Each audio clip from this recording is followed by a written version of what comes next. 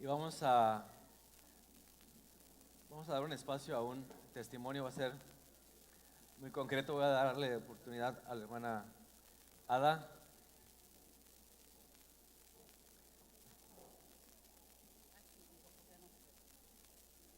Muy buenos días, hermanos. Permítame. Que el Señor les bendiga en este día. Quiero hacerles saber, porque la palabra de Dios dice que si uno no lo dice, las piedras van a hablar. Hace 8 días, pues, me sentía yo bien, gracias a Dios, y mi más anhelo es venir los domingos a alabar a Dios. Y le decía a mi esposo, tengo ganas de pasar a dar mi testimonio, decir que ya estoy bien. Me dice, mira, hija, la verdad, todavía no estás bien. Espera que quedes bien. Y dije, bueno, tiene razón. Pero los milagros existen, sí, sí existen. Pasó casualmente en donde vamos a dar el discipulado. Le comenté a las hermanas que me había trepado la presión hasta 210 y estaban asustados todos porque no me dolía nada, no me sentía mal, no me mareaba. Estuvo mi hijo cerca de mí tomándome la presión cada determinado tiempo y siempre veía que no bajaba, entonces él sí se desesperó. Habló al cardiólogo y me llevaron a la clínica Mérida. Pero hermano, yo estaba bien caminando, hasta se me olvidó mi dolor de mi cadera, pero bien que caminé hasta allá. Llegué, me sentaron en una cama y estuvo tomándome la presión el cardiólogo, que se llama también Pedro Gorosica. Es un joven muy, muy bueno. Y me dice, doña Ada, me dice, con esta pastilla que le voy a dar, aunque no le baje bien la presión porque veo que no quiere bajar, lo que tiene usted más es emocional, tiene usted que sacar todo lo que tiene. Le digo, doctor, no tengo nada. Eso dice, bueno, con esta pastilla llega usted, se toma un clonazepam, un pedacito, y va usted a dormir como no tiene usted idea. Pues me fui muy tranquila a la casa y lo tomé. Pero mañana tiene usted que venir a que yo le tome la presión y yo la cheque. Al otro día, hermanos, fui a las 12, fue mi esposo conmigo, me checaron, me cambió mi medicamento, todo bien, gracias a Dios. Pero no sé cómo se me ocurrió, y esto fue por la gracia de Dios, le dije, ¿por qué no checa a mi esposo? Hace 2 meses que vamos al sindicato a cobrar y veo, y me dice la señora que toma la presión que está un poquito alta. Ah, claro que sí, pase, don Pedrito. Como estaba mi hijo Moisés parado y tenía gente, pero no dijo que no, enseguida lo pasó, lo checó y dice, ay, don Pedro, dice, tiene usted un bloqueo. Hay que hacerle un estudio inmediatamente para ver qué podemos hacer. Fuimos y hasta el otro día, pues todo bien, ¿no? Hasta el otro día se lo hicieron, luego nos dijeron, venimos el domingo hasta el lunes. Y me dice, si lo vamos a buscar hasta el martes, me dice. Y le digo, no, mejor vamos el lunes. Fuimos, hermanos. Y ya le iba yo a llevar los estudios a mi hijo Moisés para que él se entendiera con el cardiólogo y todo. Pero también no sé por qué le dije, aquí me voy a bajar, quédate, espérame, voy a llevarle tus papeles a Pedrito, al cardiólogo. Está bueno, me dice. Y entré, hermanos, desde que lo vio, me dijo, necesita un marcapaso su esposo. Y lo necesita inmediatamente. Le digo, ¿cómo va a ser, doctor? Sí, doña Ada, me dice. Y me senté y me puse a pensar y muchas cosas, hermanos, que solo yo lo siento y Dios. Y le digo, y él dijo, no se preocupe, yo lo voy a hacer y mi trabajo no le va a costar ni un quinto. Solo voy a hablar con sus hijos. Se puso a localizar a Pedro, a Moisés, él mismo. Lo preparó todo en un rato y me dijo, les espero hoy a las 7:30. En el SEM, allá lo operaron. Le doy gracias a Dios, hermanos, porque Él está sentado aquí, está vivo, que si no hubiera sido por mí, yo digo que Dios me utilizó para que por medio de mí yo me diera cuenta, porque dijo el doctor que durmiendo se podía quedar. Él estaba muy lento su corazón. Entonces dice, en una de esas que se acueste, no se iba a levantar. Y yo por eso le doy gracias a Dios. Yo sé que a Él le da pena y le doy gracias a Dios por cada uno de mis hijos que estuvieron con nosotros, que costearon a su padre. Y estoy muy agradecida con Él, con todos ustedes, con el pastor que estuvo pendiente de Él y que oraron por Él. Les doy las gracias, aunque no muchos no me conocen y conocen a mi esposo, pero yo les doy las gracias porque sus oraciones llegan a todos los que son siervos de Dios. Y le doy la gloria y la honra a Él porque Él se la merece. Que Dios les bendiga, hermanos.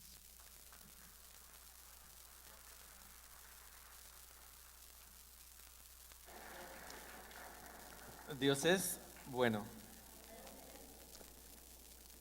Oremos. Amado Padre Celestial, una vez más comprobamos tu fidelidad, tu bondad, tu amor.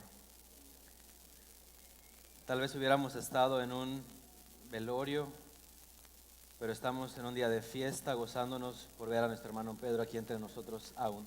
Por tu misericordia, Dios. Gracias porque así como has sido con él, has sido con muchos otros, guardándoles, protegiéndoles de males. Gracias, Señor. Y con esa gratitud en nuestro corazón nos disponemos a escuchar tu voz, a escuchar tu palabra. En el nombre de Jesús. Le pido por favor que piense en el ser humano, varón o mujer, a quien más ama. ¿Quién es esa persona a la que más ama?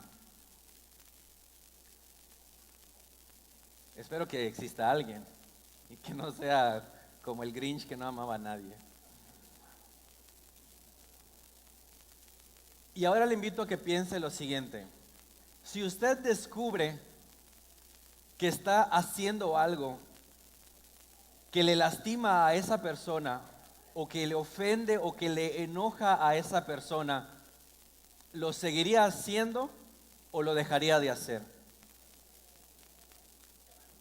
Es bastante lógica la respuesta, ¿verdad?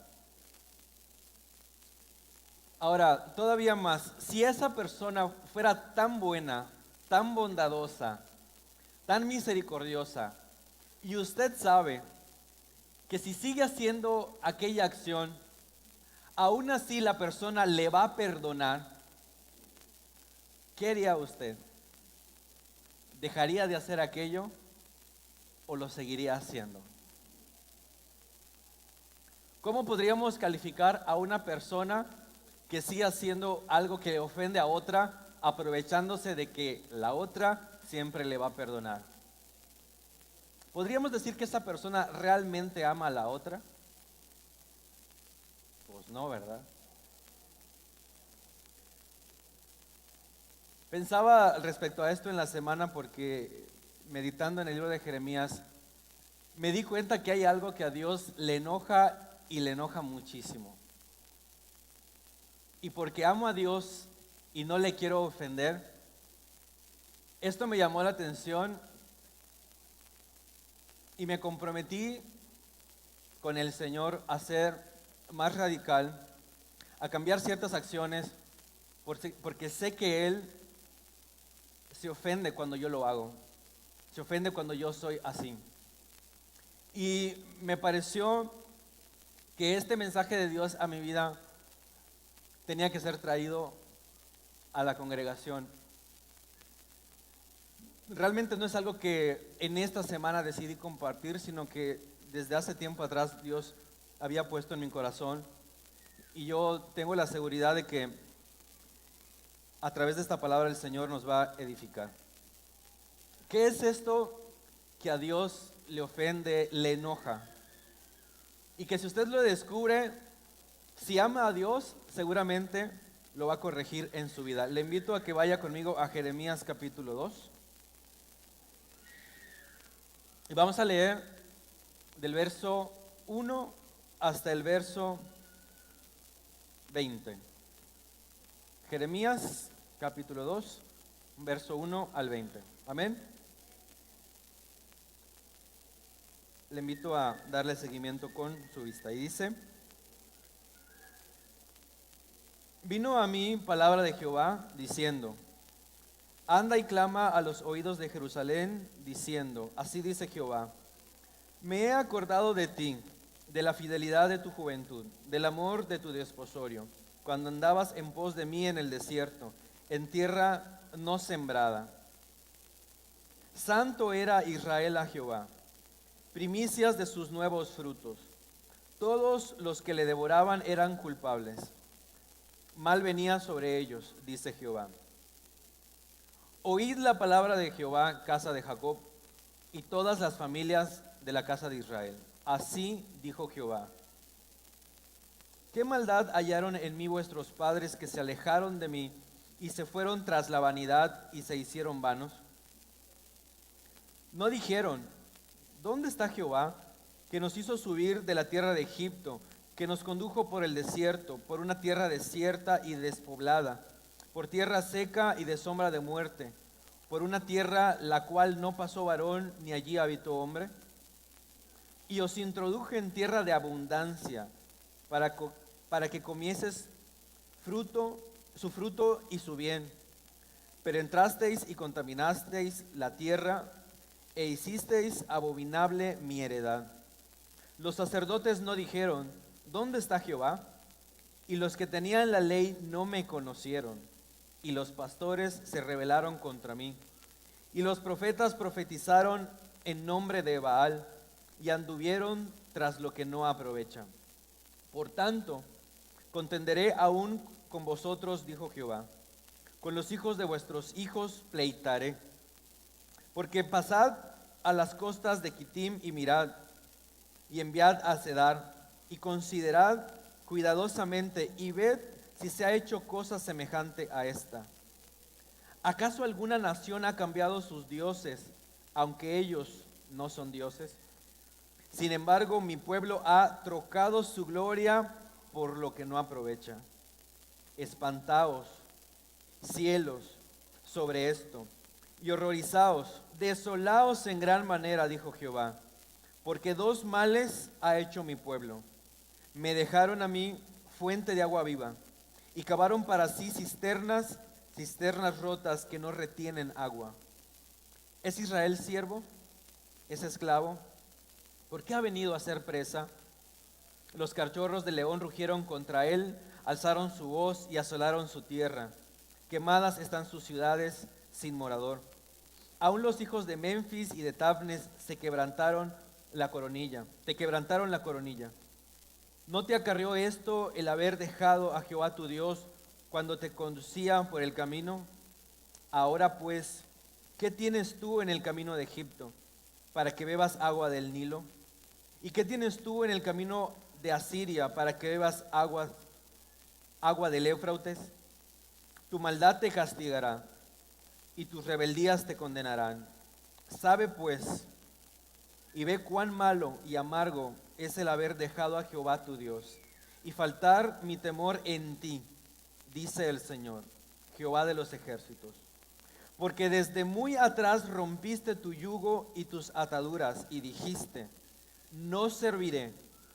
Con todo eso, sobre todo collado alto y debajo de todo árbol frondoso, te echabas como ramera. ¿Qué tan enojado tendría que estar usted, hermano varón casado, con su esposa para decirle: eres como una prostituta? ¿Qué tendría que hacer? Seguramente algo bastante grave. Y a mí me llamó mucho la atención cuando vi esta palabra aquí. Y no es una palabra que el profeta dijo en su molestia o qué sé yo, sino que es una palabra de Dios a través del profeta para Israel, diciéndole: eres como una ramera. Logró identificar a lo largo de estos 20 versos qué es eso que a Dios le enoja tanto. Habla de muchas cosas, habla de abandonarlo, habla de olvidar cosas que él hizo. Pero podríamos sintetizar todo eso en una sola palabra: idolatría. Y de hecho, si nosotros fuéramos a Reyes capítulo 14, verso 23, encontraríamos lo siguiente. Dice la palabra de Dios: porque ellos también edificaron para sí lugares altos, pilares sagrados y aceras en toda colina alta y debajo de todo árbol frondoso.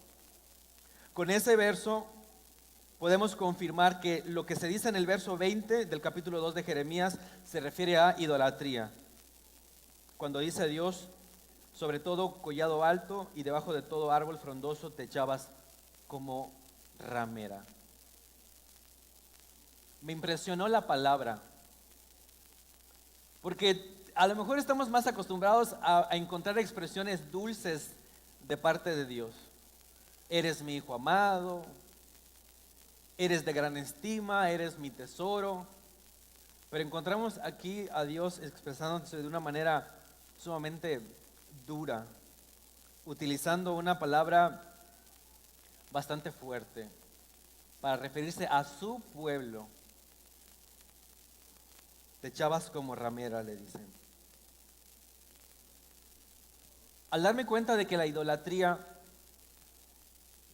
lastima tanto a Dios, en el sentido de que le ofende, empecé a meditar al respecto de todo esto. Y me hice 3 preguntas que quiero compartir con ustedes, pero antes quiero detenerme un poco a ampliar la explicación del por qué Dios compara la idolatría con la prostitución. En la palabra de Dios, específicamente en este libro de Jeremías, vemos que Dios se refiere al pecado de idolatría de Israel de 3 maneras: fornicación, adulterio y prostitución. ¿Por qué esto es así? Porque así como una persona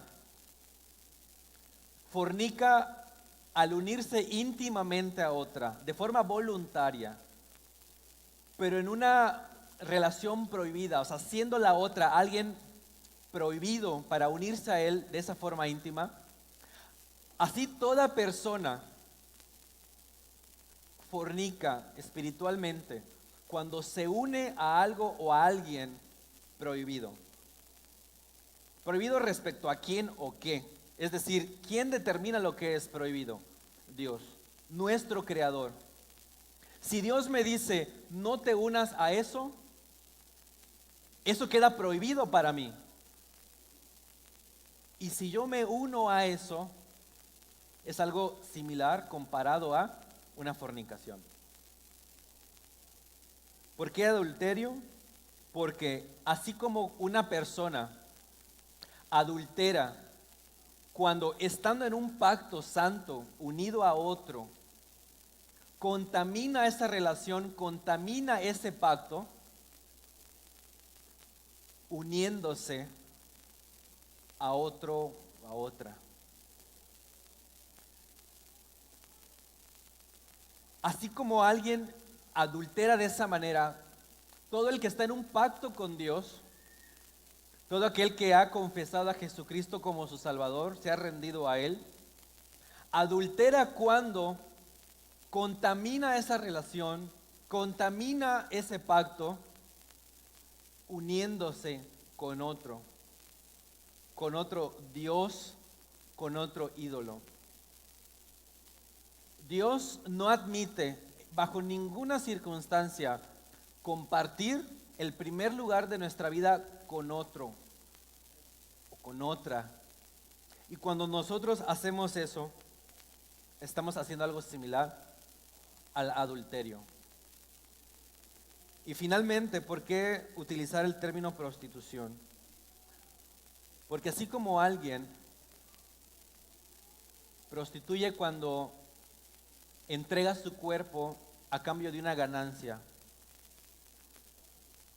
cualquier persona se prostituye cuando entrega su alma a cambio de placeres, a cambio de las cosas terrenales.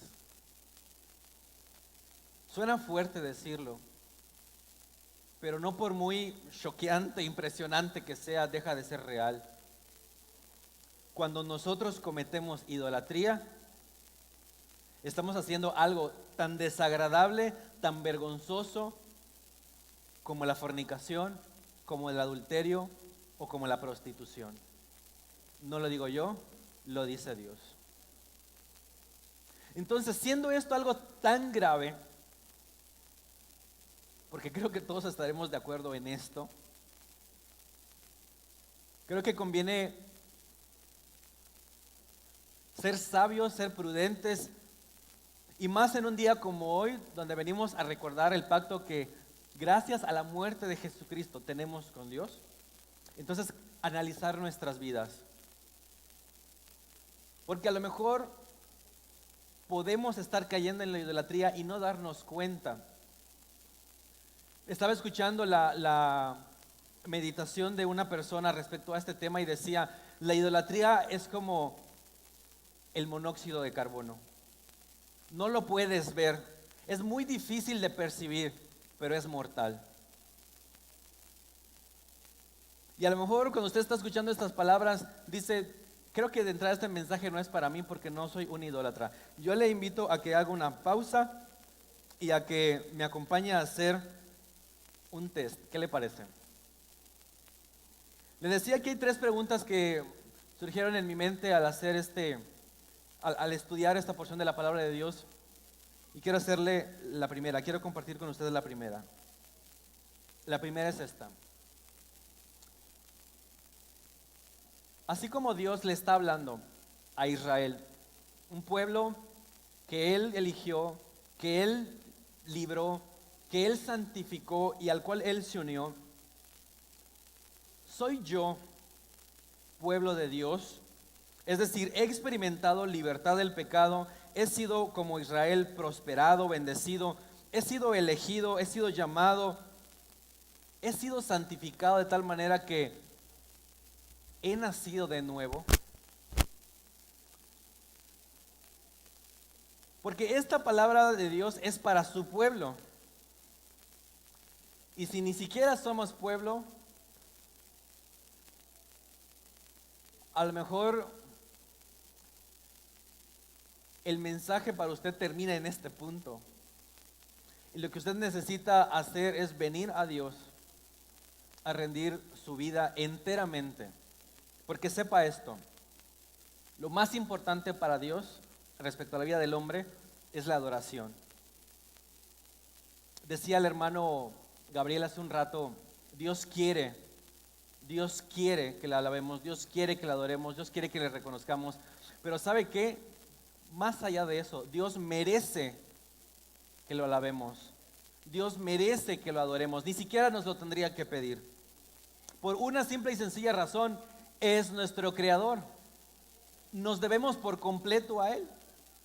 Y esa es la razón suficiente para que nos entreguemos. Así que, si usted no ha experimentado el haber sido como Israel lo experimentó, el haber sido librado de su pecado, el haber sido lavado en su corazón de su maldad, el haber recibido el perdón de Dios, el haber sido ingresado a la familia de Dios, al pueblo de Dios, se lo digo en serio, no sé si le alcance la fe y el valor para hacerlo, pero lo que tendría que hacer usted ahora mismo es meditar a dónde le va a llevar, cuál va a ser su destino si sigue con esa actitud de no reconocer a Dios en su vida. Entregue su vida hoy a Dios. Ahora, si usted ha tenido esta experiencia, entonces sí le invito a hacer yo le he llamado test de idolatría. o prueba de idolatría. Creo que nadie aquí, o la gran minoría aquí, tendrá una figura de piedra o de yeso en su casa a la cual le pone flores o le ora o algo por el estilo. Pero aún si eso no es parte de su vida, es muy probable que exista idolatría. Y para eso quiero sugerirle 4 preguntas para que se pueda evaluar en esta mañana. Número 1. ¿Mi vida gira en torno a algo o a alguien que no es Dios? El centro de su vida, sus preocupaciones, sus ocupaciones, su tiempo, su energía, giran en torno a algo o a alguien que no es Dios. No levante la mano si es su caso. Pero si la respuesta que surge en su mente y en su corazón es un sí, entonces usted es un idólatra. Porque un ídolo es cualquier persona o cosa que ocupa el primer lugar de nuestras vidas. Ese lugar solo le corresponde a Dios. Y cuando le damos ese lugar, como decía nuestro hermano hace un rato, al esposo, a la esposa, a los hijos, qué sé yo, aunque no nos guste, somos idólatras. Y por eso dice Dios, espántense. Porque en el orden de lo que venimos analizando, si estoy siendo idólatra, si estoy adorando a un ídolo, si estoy poniendo en el centro de mi vida a algo o a alguien que no es Dios, siendo que Dios ya ha lavado mi corazón, siendo que ya he nacido de nuevo, ¿sabe qué? Fornicación, adulterio, prostitución. Y creo que a nadie le gustaría describirse con esos adjetivos. 2, o segunda pregunta. ¿Confío en alguna persona o cosa más que en Dios?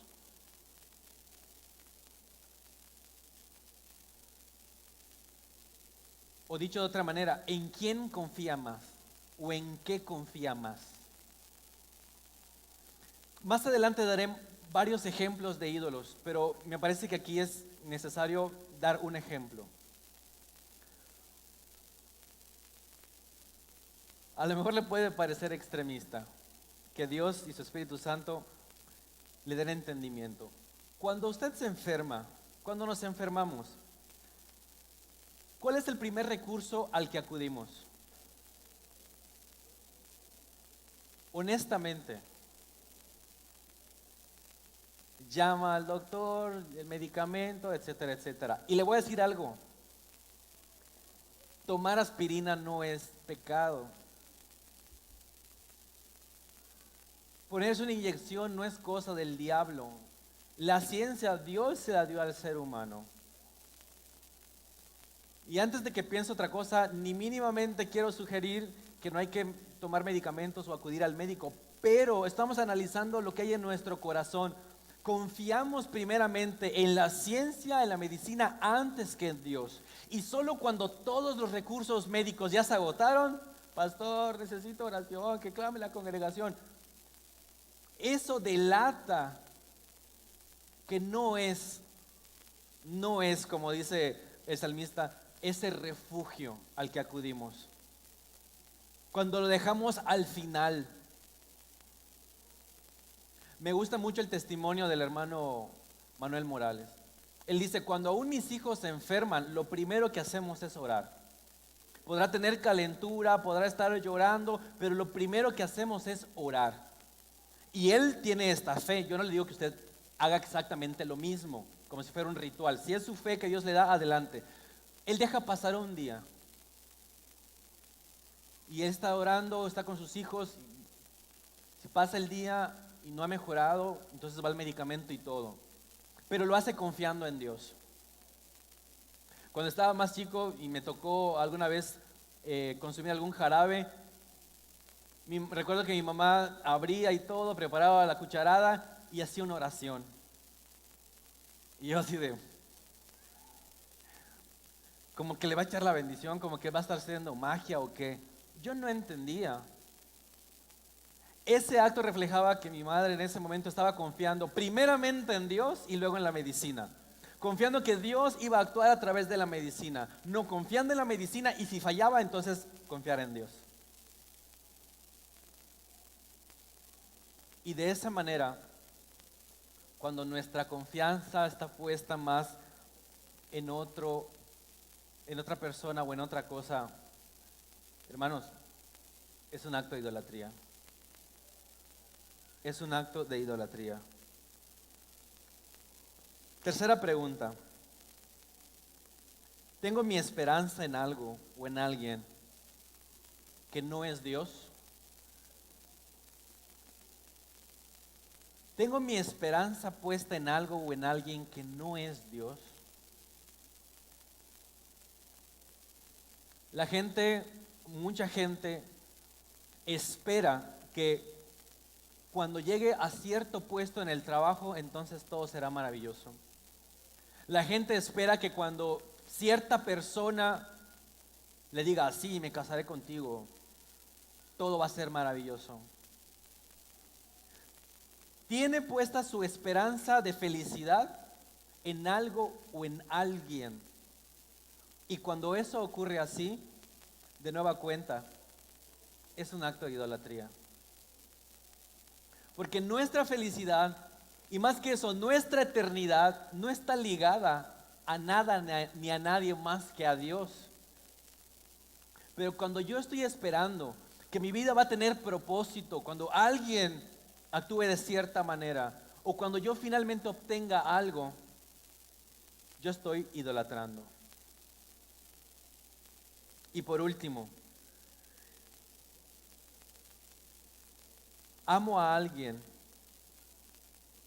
o a algo más que a Dios?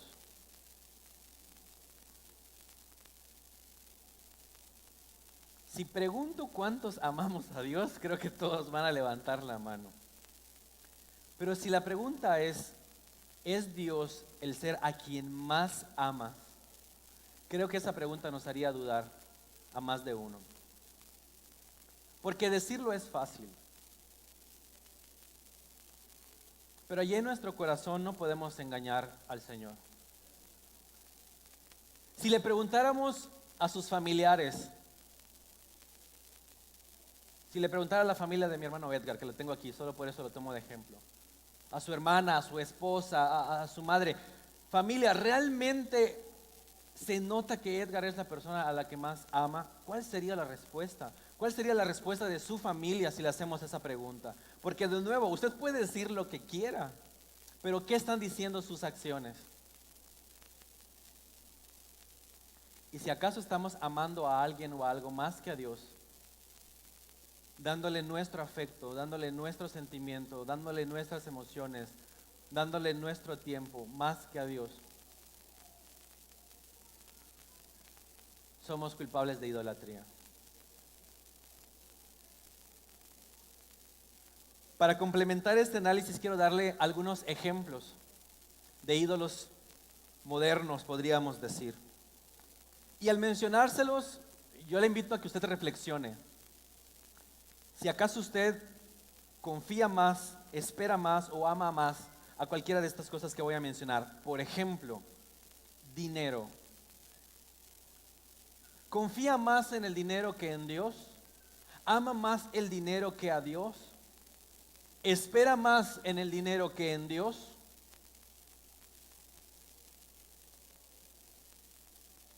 Si la respuesta es sí a esa pregunta, anote. Diagnóstico: soy un idólatra. Trabajo, la ciencia, las marcas.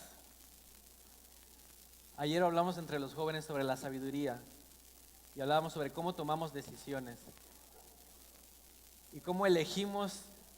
Por ejemplo, voy a comprar ropa, tiene que ser de cierta marca. Ese es el criterio. Y parecería tonto, parecería ridículo, pero es real. ¿Cómo hay personas que si no tienen las cosas de cierta marca, se entristecen, se desaniman, se deprimen? Porque tener cosas de cierta marca es su esperanza, es su confianza, es lo que más anhelan. La religión.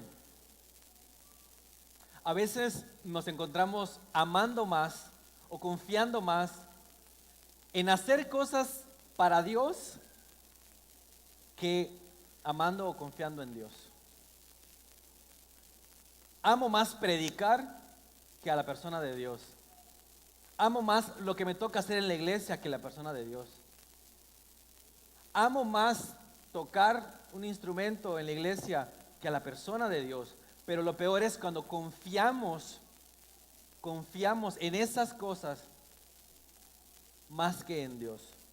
Y un ejemplo muy claro es lo que sucedió precisamente con Israel en el tiempo de Jeremías. Ellos decían, el templo en Jerusalén es el símbolo de que Dios está con nosotros. Dios les había prometido eso. El problema es que dejaron de confiar en Dios y empezaron a confiar más en el templo, en el objeto, en el símbolo. Viviendo en idolatría, viviendo en desobediencia, decían, todo está bien, porque el templo ahí está. Porque yo entrego mis sacrificios, porque yo cumplo los rituales.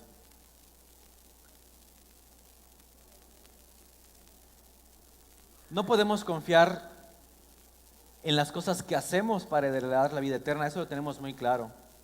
Pero cierto o no, que muchas veces nos encontramos conformes en la vida porque estamos cumpliendo con las cosas. Porque si alguien nos evalúa, podemos decir, yo oro, yo doy mis diezmos, yo leo la Biblia regularmente. Podríamos hacer todo eso y estar lejos de Dios. Recuerde lo que dice aquí la palabra en el verso 8. Tenían la ley y no me conocieron.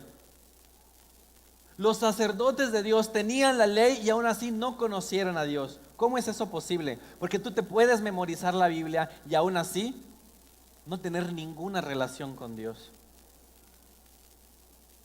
Entonces no podemos confiar en la religión. Si estamos confiando en las cosas buenas que hacemos, somos igualmente idólatras. Y podríamos decir muchos más: el poder, la familia, los amigos, el sexo, el cuerpo. Hoy en día mucha gente está poniendo su fe, su confianza y a lo mejor hasta su amor en políticos. Y está pensando, voy a votar por el del partido tal porque así va a ir mejor la economía de México. O voy a votar por el otro, no voy a votar por el otro fulano porque entonces la economía va a ir mal. Entonces estás pensando que tu prosperidad depende de los políticos. Yo no te digo que no razones tu voto, ese es otro tema. Pero lo que digo es que mucha gente hoy está poniendo su esperanza en una figura, en una persona, en un partido. Y eso es igualmente idolatría. Otros están poniendo su fe y su esperanza y su amor en artistas, en deportistas, en prestigio, en reconocimiento, en su raza, en lujos, en placeres, etc.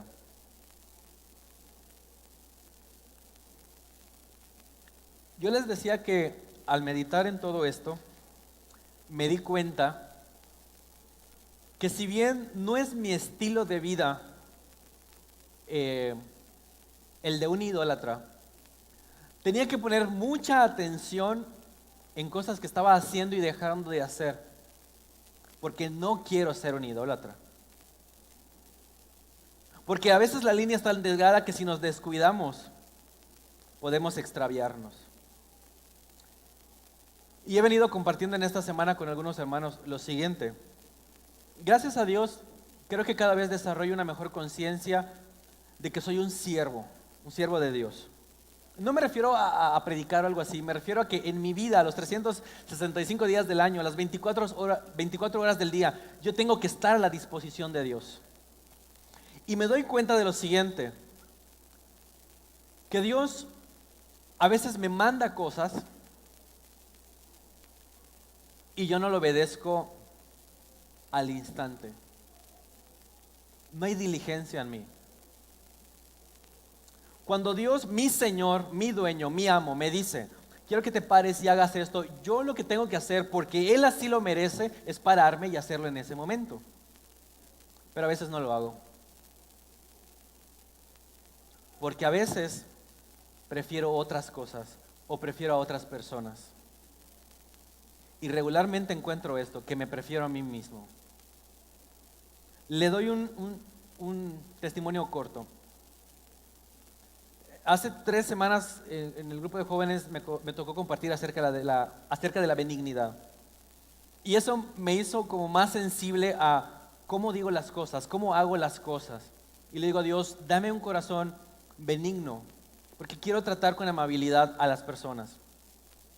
Y entonces sucedió, yo di mi tema y todo, maravilloso, hablar es fácil, pero durante la semana, el día martes, hace 2 semanas, llega mi papá y me dice algo, yo estoy en la computadora y no le presté atención, simplemente, gracias. Desde ese momento vino a mi mente, no fuiste benigno, no actuaste con benignidad. Desde ese momento yo sabía que tenía que pedir una disculpa.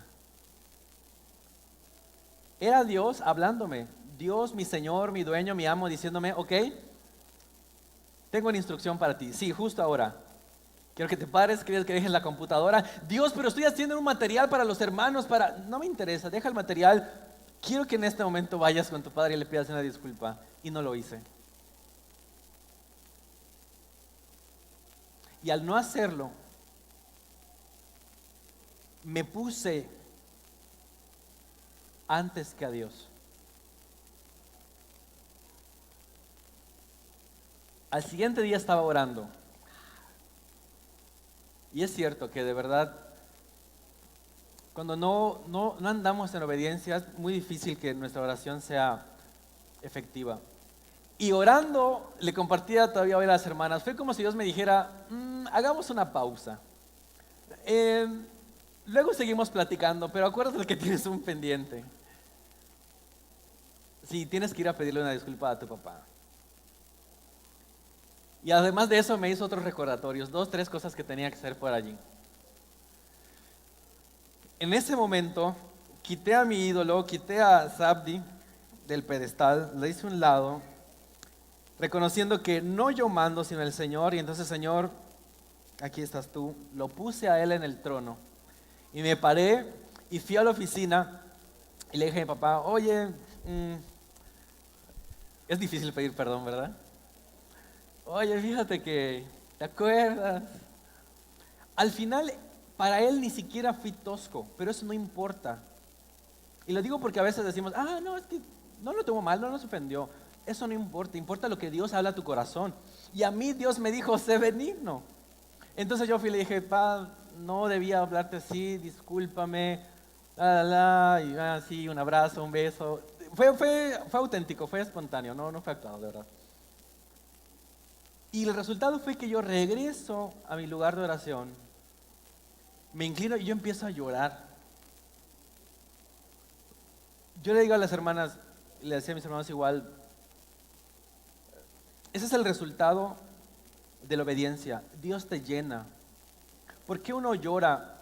Porque puede percibir más cerca la presencia de Dios que si uno está en desobediencia, que si uno está en esa vida cínica de sí, ya sé que estoy mal, pero no hago lo que tengo que hacer.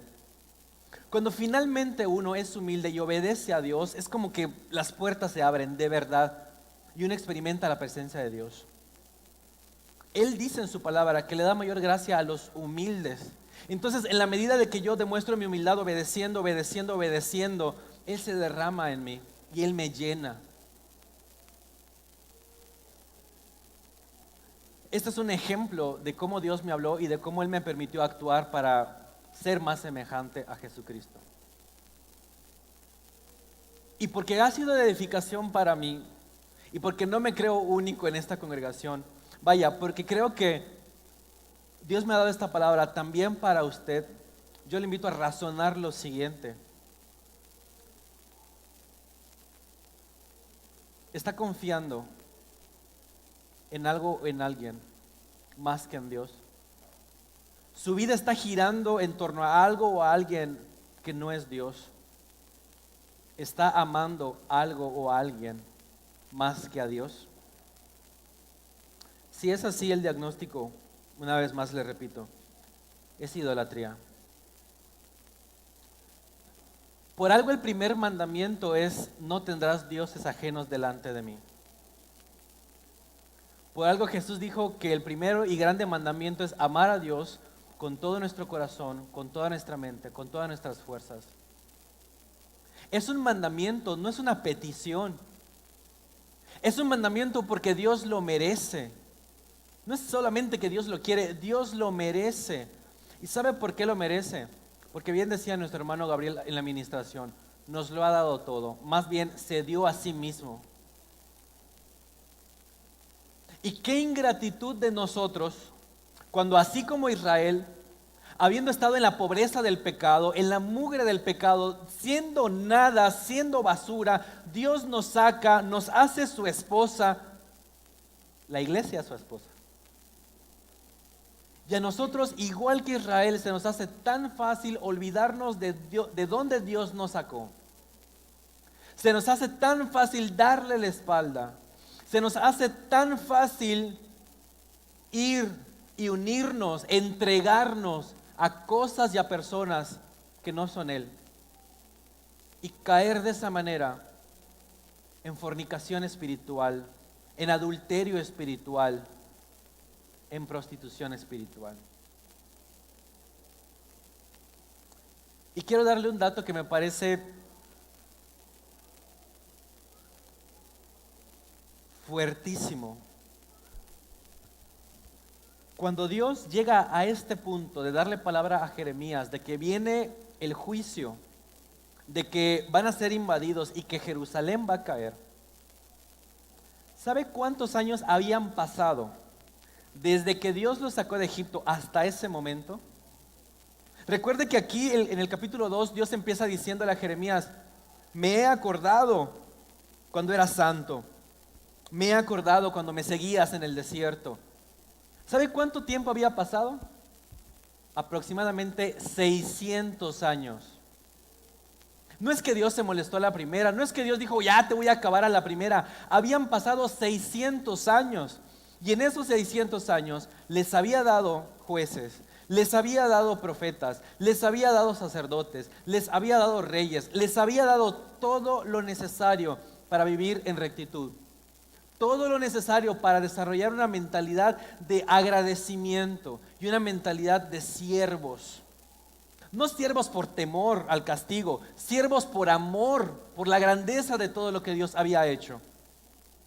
Y pese a todo eso, como dice en el verso 20, habiendo sido liberados, a eso se refiere cuando dice: muy atrás rompiste tu yugo y tus ataduras. Israel resolvió no servir a Dios una y otra vez, y vivir una vida de idolatría. Hoy con las hermanas supervisoras, algunos tuvimos la oportunidad de ser transparentes y hablar de cosas que son nuestras luchas espirituales. Y alguien decía: mi vida de estudio bíblico no tiene la regularidad de antes. Y yo le decía en un tono un poquito bromista al grupo: no, espantémonos, porque la hermana tal ya no estudia la Biblia con la regularidad de antes. No es algo para espantarnos en realidad, es la realidad para verla, para atenderla, para actuar en consecuencia de ella. Si bien es difícil expresarlo, es necesario hacerlo para ser restaurados. Por esa razón yo le digo: si el Espíritu Santo le ha hablado y le ha mostrado que hay algo, que hay alguien a quien usted está amando más, a quien usted está prefiriendo antes que a Dios, ¿qué tiene que suceder para que usted decida derribar todos esos ídolos? Gracias a Dios, hoy no es el día del juicio. Gracias a Dios, hoy es un tiempo de esperanza y de misericordia.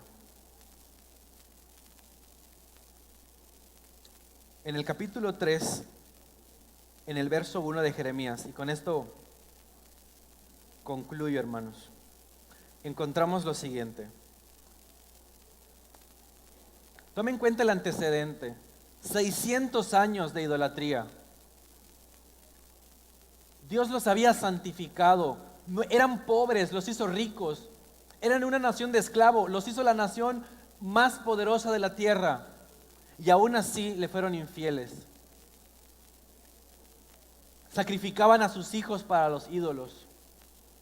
Deshonraban sus cuerpos. Bueno, se llenaron de maldad. Y aún así, 600 años después, Dios dice esto.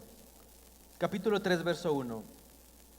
Si alguno dejare a su mujer, es decir, si alguno se divorcia, y ésta se va y se une a otro hombre, ¿volverá a ella más? Si usted se divorciara, su mujer o su esposo se va con otro, con otra, ¿usted después volvería con él o con ella?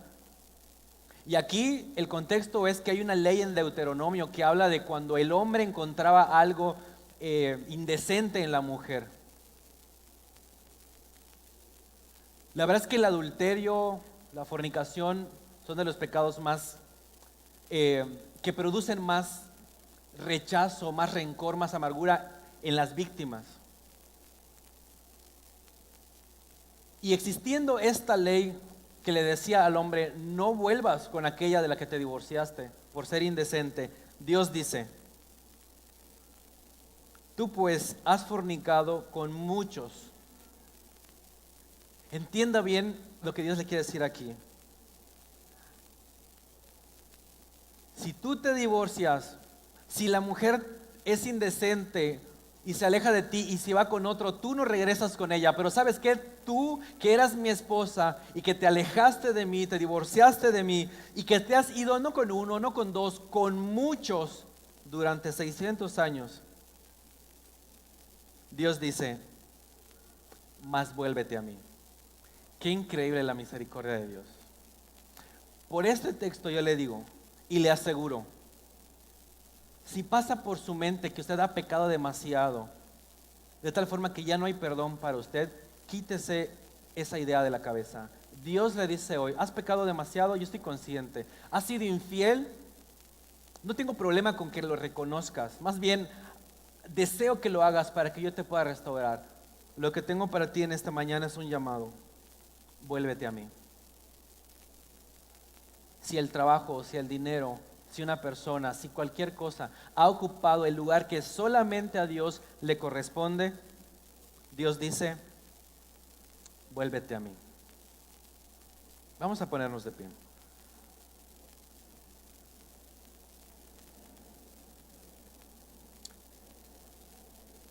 Y mientras nuestros hermanos que van a ministrar la comunión se preparan, yo te invito, concéntrate ahí en tu lugar. Vamos a orar. Concéntrate ahí en tu lugar para que el Espíritu Santo te examine, te revele. Si tú has ofendido a Dios siendo idólatra.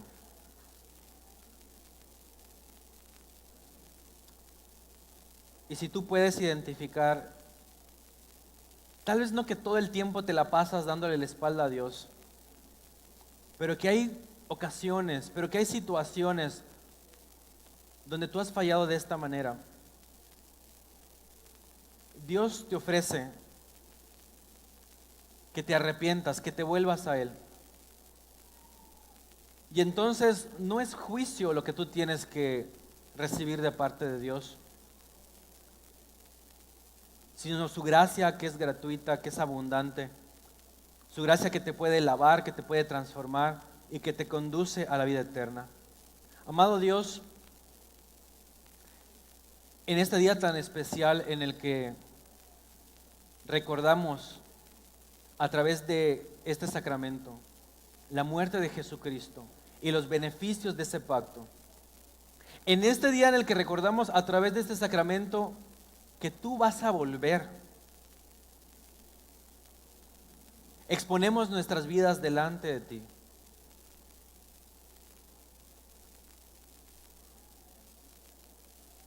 Para que tú nos reveles, Señor, si acaso te hemos ofendido.